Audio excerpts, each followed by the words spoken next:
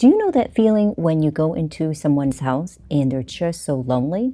Well, it turns out that the average senior citizen spends about 22 hours a day alone. And sometimes people can't afford to move in with their families or friends. But don't worry, that doesn't mean that they have to spend all of those days by themselves anymore. Hi, I'm Han Brown, and I'm here to talk about the issue that plagues our senior population, which is loneliness and isolation. I will share some facts about seniors living alone. People are living longer, which means more of us are retiring without spouses or children to care for us. We want our seniors to be safe and healthy. So it's time to start discussing these issues so that we can plan for our future together. So let's explore some facts about seniors who live alone. Right now, 1 out of 5 seniors live alone. That's about 2 million seniors living alone in the United States and counting. As the population ages, there will be an increasing number of people living alone in retirement communities or senior apartments. Of these seniors living alone, about a third have no children or close family members nearby who can help them live independently. Most are unmarried and don't have any children. Living alone can take a toll on seniors' health, both mental and physical.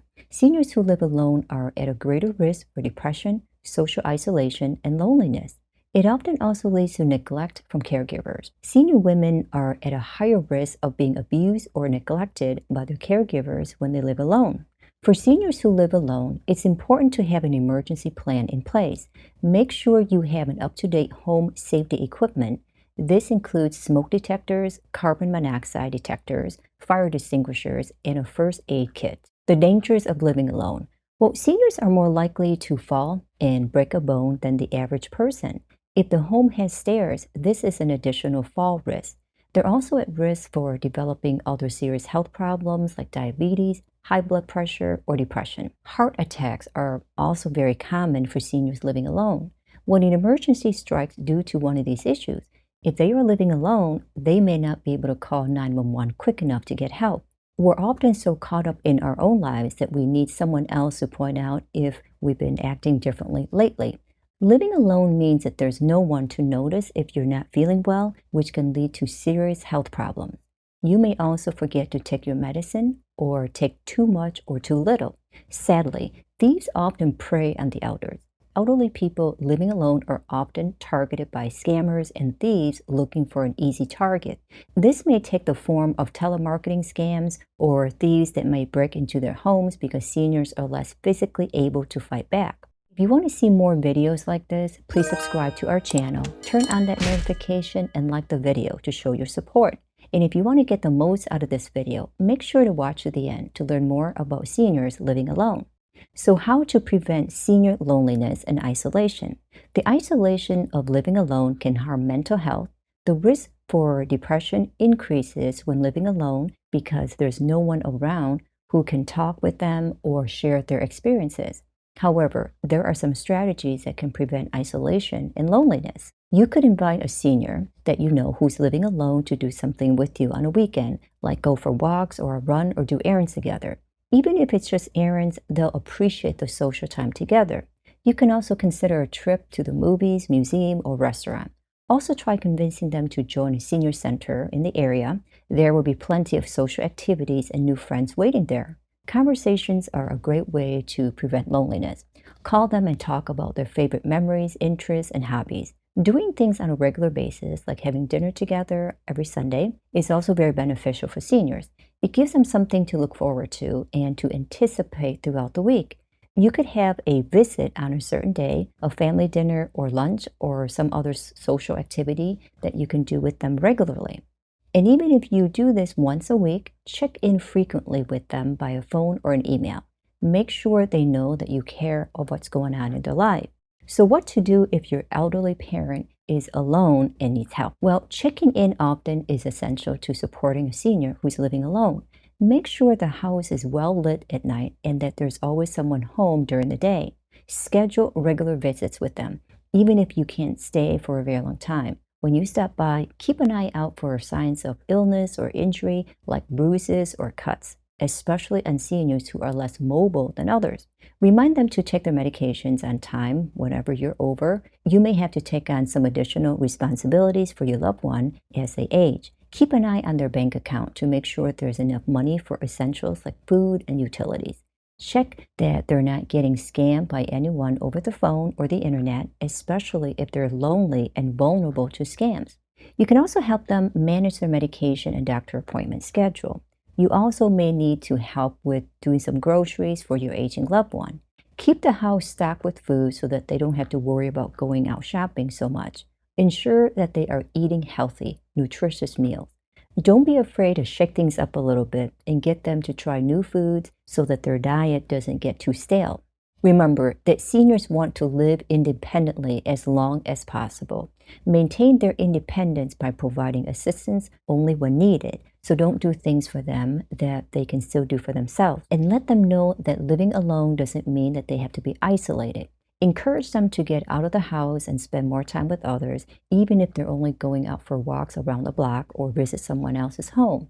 Lastly, make sure that they're well equipped in case of any trouble. Make sure they have a way to contact you if something happens. Perhaps you have a cell phone or an emergency button that connects to your home security system. Don't forget to verify that they have a working fire extinguisher, fire alarms, or other in-home security instruments. So now, how will I know if my parents requires more care? Well, sometimes it'll be obvious if your parents need to get more intensive care, but sometimes you need to look at the additional clues to know when it's time. Well, here are some signs that your parents might require more care. Well, they can't do everyday activities like getting out of bed, swallowing food, or going to the bathroom. They're also showing signs of confusion, like forgetting their medication, not remembering where they're putting things, not being able to recognize themselves in a mirror, or not knowing what day it is. You're seeing changes in their physical appearances. Their clothes don't fit them anymore. You may notice bruises in their bodies, or they have sores. Another change you should look for is that their demeanor is changing. Maybe they've been more aggressive or hostile. They're more argumentative, or they've been having mood swings. Maybe they've had many injuries lately, such as falls, so keep an eye on all of those. It's important for you to watch all the videos in our playlist, which you can find in the above links and below. This way, you will fully understand the subject. Well, here are some tips hiring a caregiver for an elderly parent or grandparent. If you notice several of these signs, it may be time to bring in a caregiver to help keep your loved ones safe and healthy. Hiring a caregiver is a big task and should be taken very seriously. They're going to be caring for your loved one. The first step is to know what you're looking for in a caregiver. Consider your loved one's needs. Do they need help bathing? Do they require assistance getting up from the floor? Once you know what you're looking for, it's time to start your search. Check references and credentials to make sure the person is qualified for the job. Make sure they have experience with the elderly people, or at least are willing to learn.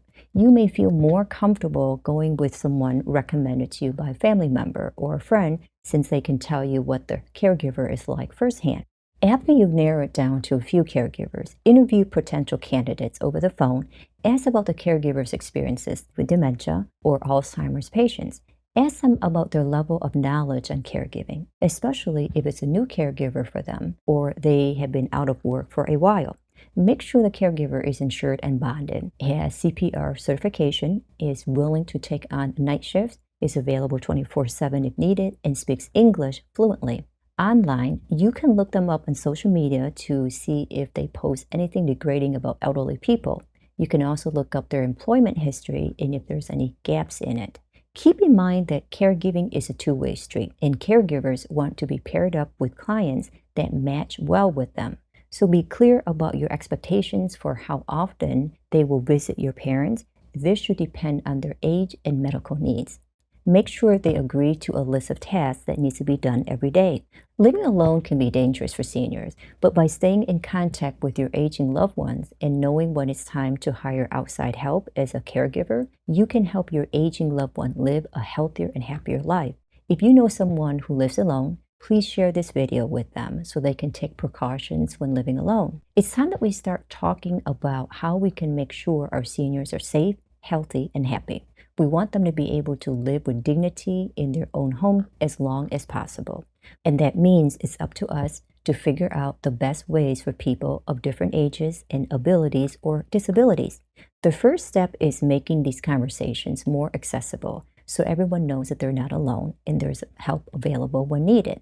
So subscribe now if you haven't already, hit that notification bell and like this video because I really think it could change your life as well.